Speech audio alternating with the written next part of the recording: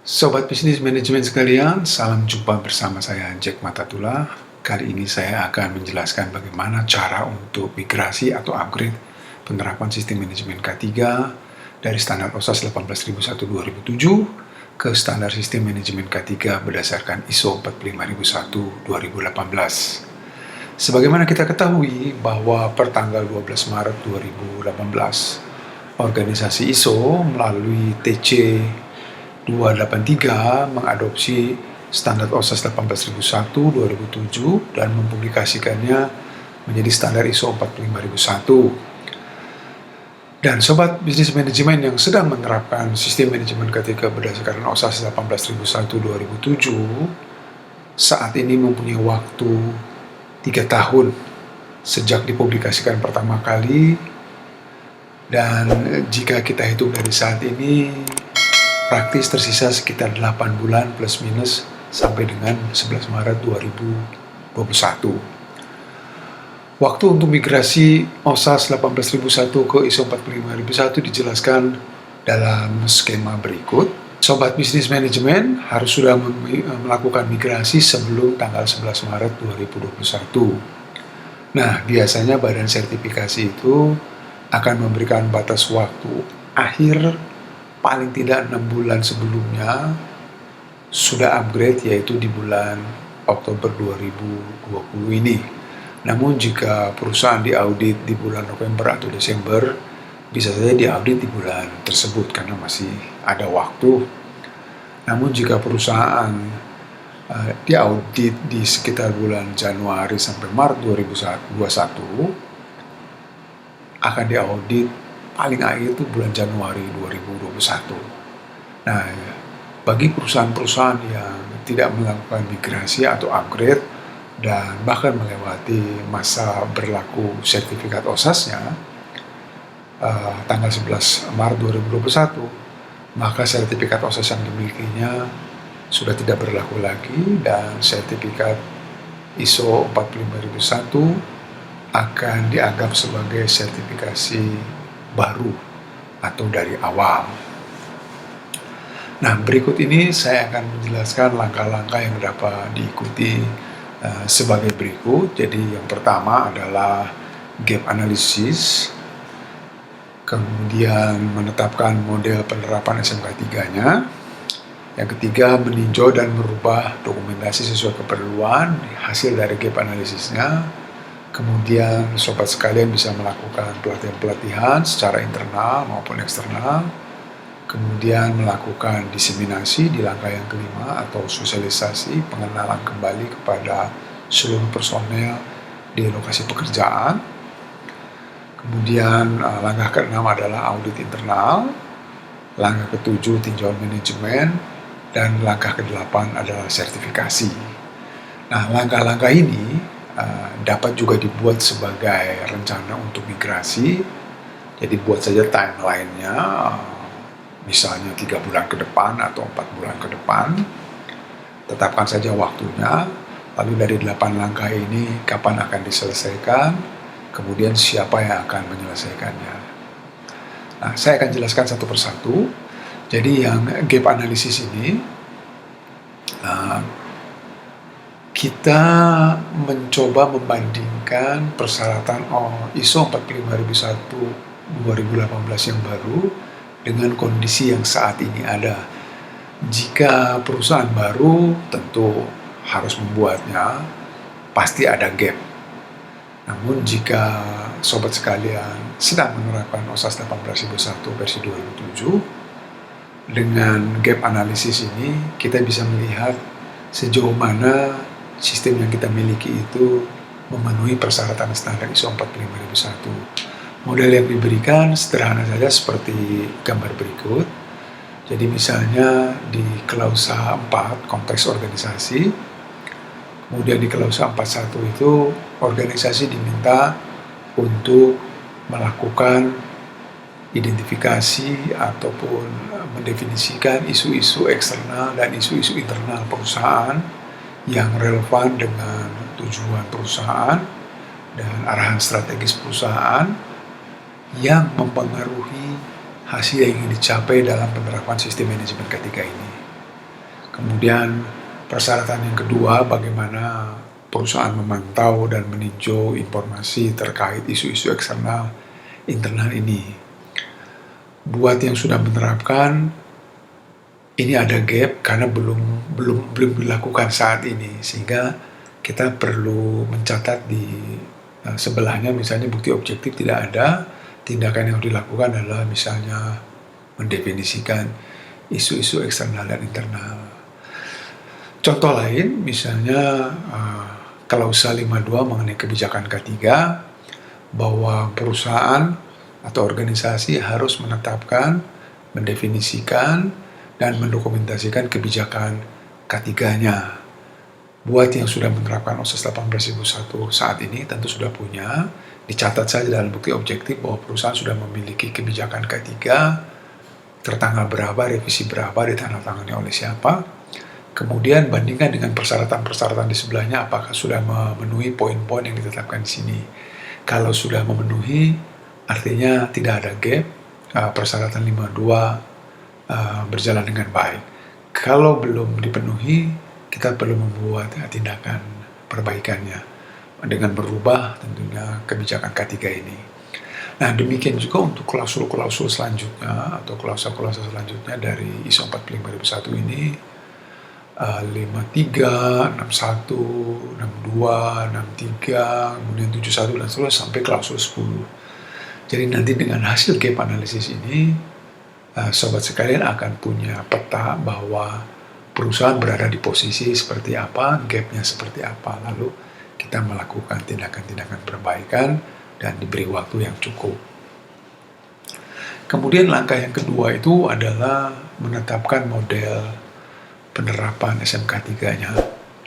Idenya begini, dari pengalaman saya melakukan konsultasi dulu ataupun pengalaman audit dalam beberapa waktu terakhir ini, model penerapan SMK3 lebih cenderung menggunakan model bisnis proses model yang dimiliki oleh perusahaan, lalu menetapkan satu kontrol proses untuk mengontrol SMK3-nya. Namun yang diminta itu adalah model proses yang ditetapkan oleh ISO 45001. Ini adalah generik seperti gambar berikut ini. Jadi konsep PDCA, Plan Do Check Act-nya itu kelihatan untuk semua proses. Jadi model penerapannya itu kalau digambarkan yang lebih detail, sebagaimana dijelaskan dalam gambar berikut. Jadi dalam prinsip PDCA-nya di bagian planning itu kita misalnya melakukan kegiatan apa, proses apa, atau aktivitas apa, di area kerja yang mana, di lokasi mana. Kemudian kita mengendalikan risiko dan peluang-peluang, kemudian mengidentifikasi bahaya, pengendalian risiko, kemudian juga membuat rencana tindakan. Kemudian prinsip do-nya kita melakukan pengendalian operasional terhadap bahaya-bahaya yang akan berpotensi muncul dari hasil pengendalian risiko ataupun identifikasi bahaya. Kemudian kita diminta untuk melakukan tindakan untuk menurunkan risiko atau mengurangi risiko sesuai dengan hierarki yang saya yakin sobat sekalian sudah paham, mulai dari menghilangkan, substitusi, engineering, administrasi, ataupun penggunaan APD yang paling akhir. Kemudian ada di prinsip pengecekan atau pemeriksaan itu adalah melakukan pemantauan, pengukuran dari bahaya-bahaya yang berpotensi muncul ini, apakah terkendali atau tidak. Kemudian kita mengambil tindakan, entah itu tindakan berupa tindakan perbaikan ataupun tindakan improvement dari proses-proses yang ada. Nah, konsep PDCA ini harus terlihat di semua proses, di semua lokasi pekerjaan yang kita lakukan saat ini, baik di produksi, atau di proyek, atau di operasional, maupun di proses-proses lain di kantor, misalnya di human resources, di purchasing, di keuangan, administrasi, bahkan di manajemen, di top manajemen, gitu ya. PDCA-nya itu muncul, terlihat bagaimana para personel yang bertanggung jawab terhadap area kerjanya masing-masing mengendalikan bahaya-bahaya yang berpotensi terjadi ini. Nah, klausul-klausul ISO yang lain tinggal kita masukkan saja di dalam plan do check action ini. Kemudian langkah ketiga, sobat sekalian melakukan peninjauan dan revisi dokumentasi yang sudah dimiliki. Biasanya dokumentasi yang dimiliki itu kan manual, prosedur, atau SOP atau protap, prosedur tetap. Dari pengalaman, prosedur-prosedur yang ada ini masih applicable diterapkan untuk ISO 45001, namun perlu ditinjau apakah masih sesuai atau tidak menggunakan teknik gap analysis di langkah pertama tadi. Kemudian instruksi kerja juga sama, biasanya masih applicable di ISO 45001, hanya perlu ditinjau saja kesesuaiannya apakah masih applicable atau tidak lewat gap analysis di langkah pertama tadi. Nah, mengenai manual, biasanya manual ini berubah total, semuanya berubah karena dokumen yang dibuat itu mengikuti klausa-klausa ISO-nya. Jika sobat sekalian mempunyai atau menerapkan ISO 9001 versi 2015 atau ISO 14001 2015, akan lebih mudah mengembangkan manual sesuai dengan versi 45001 2018 ini, tinggal mengintegrasikannya saja. Kemudian jika punya formulir, daftar periksa, dan lain-lain, itu masih bisa dipakai, tinggal ditinjau saja apakah masih applicable dengan standar yang baru ini. Beri saja waktu sekian lama, kemudian disetujui kembali seluruh dokumentasi yang dimiliki. Nah, setelah langkah 1, langkah kedua, langkah ketiga selesai, langkah keempat, sobat sekalian bisa melakukan pelatihan-pelatihan yang terkait dengan penerapan ISO 45001 ini. Misalnya, apa itu ISO 45001, apa persyaratannya, apa isinya, bagaimana memahaminya, bagaimana menerapkannya. Kemudian bisa juga melakukan pelatihan terkait dengan manajemen risiko. Bisa menggunakan rujukan ISO 31000 2018. Kemudian juga ada pelatihan identifikasi bahaya dan penilaian risiko. Bisa menggunakan ISO 31000 2018 atau bisa menggunakan standar lain yang diacu atau dirujuk oleh perusahaan-perusahaan yang sedang menerapkan. Kemudian juga pelatihan audit internal. Audit internal ini dilaksanakan berdasarkan persyaratan ISO 19011 2018. Ini juga merupakan standar audit yang baru untuk seluruh sistem, di mana di dalam audit internal ini ada yang disebut dengan risk-based audit atau proses risk-based audit, dan seterusnya. Kemudian bisa juga melakukan pelatihan P3K atau First Aider. Ikuti aja aturan undang-undang yang berlaku, berapa orang yang harus diikut sertakan dalam pelatihan tersebut dibandingkan dengan jumlah karyawan secara keseluruhan. Bisa juga pelatihan sertifikasi ahli K3 umum atau sertifikasi untuk bekerja di ketinggian, working at height, dan juga pelatihan-pelatihan yang bersifat simulasi seperti keadaan darurat. Keadaan darurat ini bisa saja kebakaran, gempa bumi, atau yang sedang terjadi pandemi seperti sekarang ini, misalnya medical evacuation terkait dengan COVID-19, seperti apa kita menangani keadaan darurat ini bila terjadi. Jadi melalui simulasi kita akan lebih terlatih, kita punya feeling untuk merespon keadaan darurat ini dengan baik. Kemudian langkah kelima ini adalah diseminasi atau sosialisasi atau pengenalan kembali sistem yang ada, kebijakan yang ada, prosedur-prosedur yang sudah direvisi tadi, manual yang sudah direvisi, instruksi kerja yang sudah direvisi kepada seluruh personel yang bekerja atau kepada pihak-pihak lain yang bekerja di area perusahaan, misalnya supplier, vendor, kontraktor atau subkontraktor, atau outsourcing yang melakukan pekerjaan atas nama perusahaan. Itu kita diseminasi, kita sosialisasi ulang. atau juga personel-personel perusahaan yang bekerja di lokasi lain. Misalnya kalau sobat sekalian punya kantor cabang, kantor-kantor remote area atau lokasi lain di proyek, misalnya proyek-proyek seperti proyek konstruksi, proyek-proyek di minyak dan gas bumi di lepas pantai dan seterusnya, disosialisasikan ulang kepada mereka semua. Pastikan mereka memahami peraturan-peraturan yang baru atau persyaratan-persyaratan yang baru, prosedur-prosedur yang baru. Kemudian juga tamu-tamu yang berkunjung ke perusahaan melalui induction atau orientasi atau familiarisasi atau siapapun yang terkait dengan perusahaan dengan merujuk ke klausa 42 mengenai pihak yang berkepentingan. Jadi kita lakukan diseminasi atau sosialisasi ini kepada mereka semua sehingga mereka paham bahwa perusahaan sangat concern terhadap keselamatan dan kesehatan kerja personelnya. Kemudian langkah yang keenam ini adalah audit internal. Jadi setelah sobat-sobat semua merevisi seluruh dokumen, kemudian sosialisasi ulang, lalu penerapan, dipakai, dijalankan, lakukanlah audit internal. Buat jadwal misalnya 1 tahun 1 kali minimum paling tidak atau lebih,